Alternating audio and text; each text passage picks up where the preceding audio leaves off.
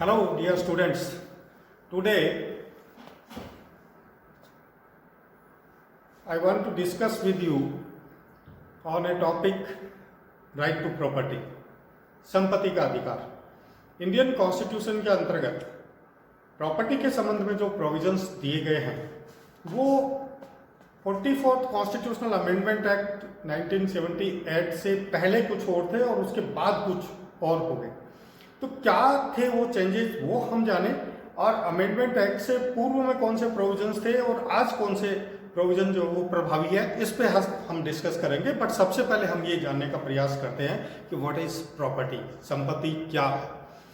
संपत्ति को बेसिकली तो ट्रांसफर ऑफ प्रॉपर्टी एक्ट में डिफाइन किया गया है, लेकिन इन जनरल अगर हम देखें तो संपत्ति दो प्रकार की होती है, मूर्त संपत्ति और अमूर्त संपत्ति, tangible and intangible property. Property के मामले में एक सामान्य जो अवधारणा एक आम आदमी की बनती है उसमें ये होता होगा कि धन संपदा होती होगी, भूमि भवन होते होंगे या इस तरह की चीजें होती होगी। बट मैं आपको बता दूं दोस्तों कि संपत्ति की जो परिभाषा है उसमें केवल इतनी ही चीजें नहीं आकर के बहुत सारी चीजें आती है। यहाँ तक कि इसमें पूजा का अधिकार भी संपत्ति के अंतर्गत आता है। लैंड प्रॉपर्टी ये तो सारी चीज़ें है ही है। इसके अतिरिक्त अभी जो जैसे हम देखते हैं कि इंटेलेक्चुअल प्रॉपर्टी राइट है, बौद्धिक संपदा है आपकी, वो अपने आप में संपत्ति है। दूसरे प्रकार के आपके राइट टू ट्रांसफर जो भी है, इनफैक्ट हम ये जान लें कि किसी भी प्रकार के अधिकार को अंतरित करना और वो अधिकार अगर आप में एक हित के रूप में निहित हो जाए तो वो संपत्ति जो है संपत्ति की परिभाषा के अंतर्गत शामिल होगी। तो ये तो एक सामान्य डेफिनेशन थी कि संपत्ति के अंतर्गत क्या आता है क्या नहीं आता है। तो आप जान गए होंगे कि बहुत सारी चीजें जो संपत्ति की परिभाषा के अंतर्गत समाहित है। इंडियन कॉन्स्टिट्यूशन हमारा जब बना तब आर्टिकल 19(च) में और अनुच्छेद 31 में इन चीजों के बारे में बहुत सारे प्रोविजंस दिए गए थे। इससे पहले अगर हम इसका प्रॉपर्टी का ज्यूरिस्प्रूडेंशियल एस्पेक्ट देखें तो हम पाएंगे कि इसमें एक सॉवरेंटी शब्द भी आएगा, संप्रभुता शब्द भी आएगा। जब हमारा संविधान बना उससे पूर्व की स्थिति और विदेशों में संपत्ति की क्या स्थिति थी, एक कॉन्ट्रेक्चुअल प्रॉपर्टी जैसे ब्रिटेन में हम देखेंगे कि हस्बैंड और वाइफ का भी की कॉन्ट्रेक्चुअल कैपेसिटी जो है वो डिफरेंट होती होगी, है ना। Carlill versus carbolic small ball company और इस तरह के केसेस हम लॉ ऑफ कॉन्ट्रैक्ट में पहले ही पढ़ चुके हैं। तो प्रॉपर्टी और संप्रभुता, सॉवरेंटी, ये दो चीजें हैं। सामान्यतः प्रॉपर्टी जो है वो सॉवरेन में भी निहित होती है, और इसको अगर हम इंडियन कॉन्स्टिट्यूशन के एस्पेक्ट में देखें तो हम क्या पाएंगे कि बहुत सारी ऐसी प्रॉपर्टी होती है जिसको गवर्नमेंट जो है वो एक्वायर कर लेती है, उसका अधिग्रहण कर लेती है ना। यहाँ गवर्नमेंट जो है वो सॉवरेंटी शब्द के साथ जोड़ने का हम प्रयास करते हैं। हालांकि भारतवर्ष में सॉवरेंटी जैसी, किंग जैसी कोई चीज़, किंगडम जैसी कोई चीज़ वर्तमान में नहीं रही है। यहाँ सब डेमोक्रेटिक सिस्टम है और we the people of India, और जनता का शासन जनता के लिए और जनता के द्वारा की बात की जाती है।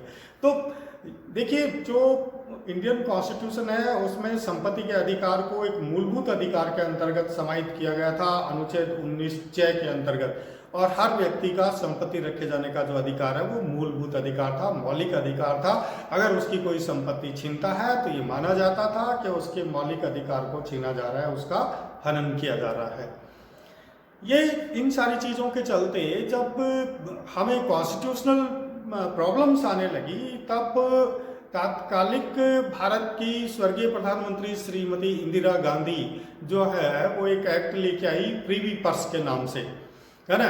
तो प्रीवी पर्स के माध्यम से, अब देखिए इससे पूर्व क्या स्थिति थी कि विनोबा भावे का एक तरफ तो भूदान आंदोलन चल रहा था, दूसरी तरफ ये भी चल रहा था कि भाई गरीबों को भी जो वो लैंड प्रोवाइड करवाई जाए। स्थिति ये थी कि कुछ लोगों के पास तो हजारों लाखों बीघा जमीन पड़ी है, बंजर पड़ी है, और उनको पता नहीं है कि कितनी भूमि पड़ी होगी, कितनी संपत्ति पड़ी होगी, महल मालिये, है ना, हीरे जवाहरात, सोना चांदी, ये सब कितनी मात्रा में थे। और दूसरी तरफ एक व्यक्ति गांव में, ढाणी में, इंटीरियर में रहने वाला गरीब व्यक्ति जिसको ये नहीं पता होता था कि शाम का खाना किस प्रकार से बनेगा।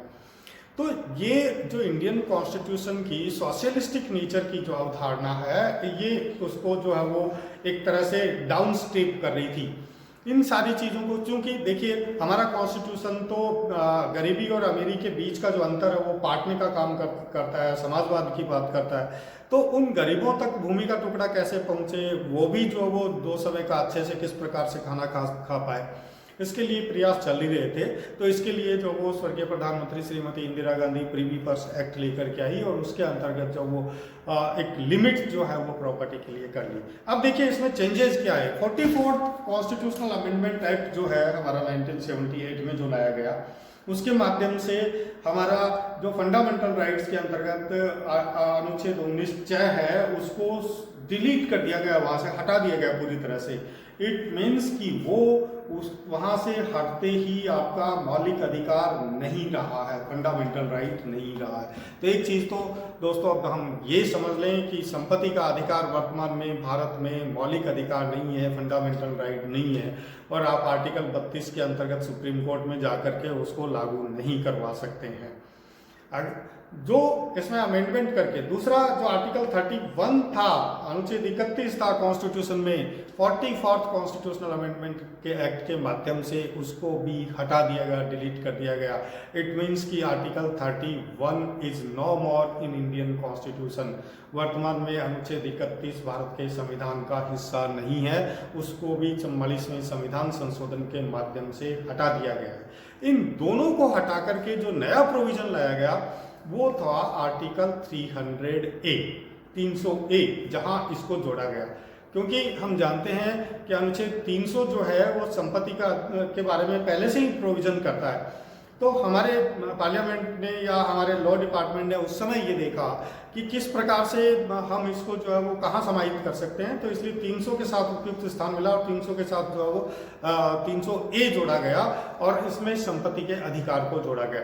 अब देखिए कि what is the basic difference between article 19 and article 300A। क्या अंतर रह गया कि संपत्ति का अधिकार पहले भी था, संपत्ति का अधिकार अब भी है। तो एक चीज तो आपके बिल्कुल स्पष्ट हो जानी चाहिए, समझ में आ जानी चाहिए कि जो अनुच्छेद 19 के अंतर्गत संपत्ति का अधिकार 19(च) में जो दिया गया था वो फंडामेंटल राइट था, वो अब नहीं है। अगर कहीं भी फंडामेंटल राइट होता है तो आप उसको सीधे उच्चतम न्यायालय में 32 के अंतर्गत भी जाकर के लागू करवा सकते हैं। बट अब जो 300A में है वो मौलिक अधिकार नहीं है। इसका मतलब आप सीधे सुप्रीम कोर्ट में आर्टिकल 32 के अंतर्गत कॉन्स्टिट्यूशनल रेमेडीज के अंतर्गत एक एज ए राइट उसको ऑपरेट नहीं करवा सकते हैं। But now it is your constitutional right. ये आपका एक संवैधानिक अधिकार है, कॉन्स्टिट्यूशनल राइट है। आप संपत्ति रख तो सकते हो लेकिन राज्य की नज़र उस पर रहेगी। अगर आपकी आय जिस प्रकार से हम देखते हैं कि निश्चित आय से ज़्यादा है तो उस पर टैक्सेशन इम्पोज किया जा सकता है, आयकर उस पर लगाया जा सकता है। अगर आपके पास संपत्ति है तो वेल्थ टैक्स लगाया जा सकता है, गिफ्ट कर रहे हो तो गिफ्ट टैक्स लगाया जा सकता है। हालांकि ऐसे बहुत सारे प्रोविजन अब अस्तित्व में नहीं रहे हैं, लेकिन जहां हमने शुरू में जो डोमेन की बात की या सॉवरेनिटी की बात की, उसके अंतर्गत जो वो एक्विजिशन का अधिकार गवर्नमेंट को प्राप्त है। इसके अंतर्गत पूर्व में ये नहीं था। आज अगर गवर्नमेंट को कहीं से हाईवेज निकालने हैं, नहरें निकालना है, नदियाँ जो वो रास्ते परिवर्तित करने हैं, तो उसके लिए जो है वो गवर्नमेंट जो है वो भूमि का अधिग्रहण कर सकती है, लैंड एक्विज कर सकती है। लेकिन 1978 से पहले, 44th कॉन्स्टिट्यूशनल अमेंडमेंट से पहले ऐसा नहीं कर सकती थी। तो इस प्रकार से अब हम देखते हैं कि हमें संपत्ति का अधिकार तो है, जैसा कि बिल्कुल स्टार्टिंग में मैंने डेफिनेशन में बताया था कि आपका जो निहित हित है वो आपका बना रहेगा, बट अंडर सर्विलांस रहेगा। आप प्रॉपर्टी रख सकते हो, आप प्रॉपर्टी को ट्रांसफर कर सकते हो। जैसे संपत्ति को हम लीज पे ले सकते हैं, लीज पे दे सकते हैं, बंधक रख सकते हैं, बंधक पे दे सकते हैं। यानी जो ट्रांसफर है प्रॉपर्टी का वो किसी भी स्वरूप में करने के लिए हम आज भी स्वतंत्र है, उसमें किसी प्रकार का कोई बैन नहीं लगा है। बस अगर इसमें किसी प्रकार का चेंज आया तो ये है कि अब ये आपका मूलभूत अधिकार नहीं है, फंडामेंटल राइट नहीं है, ये एक केवल लीगल और कॉन्स्टिट्यूशनल राइट है। हालांकि इससे जो एक आम आदमी है उसको एक लीगल राइट के रूप में मजबूती मिली है कि वो चाहे जितनी संपत्ति रख सकता है, आप टैक्स दीजिए, कोई दिक्कत नहीं है।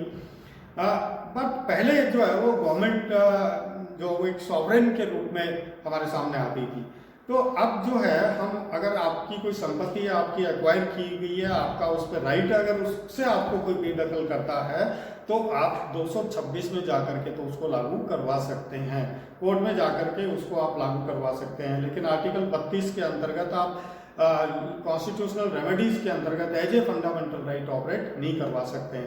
तो that was the basic difference between article 19 right to property and article 300 as right to property. बस ये बेसिक डिफरेंस है, ये ध्यान रखे जाने की आवश्यकता है। तो आप लोगों को कैसा लगा ये वीडियो, आप निश्चित रूप से इनबॉक्स में कमेंट करें। इसके बारे में कोई भी क्वेश्चन है तो निश्चित रूप से आप पूछें। Thank you so much.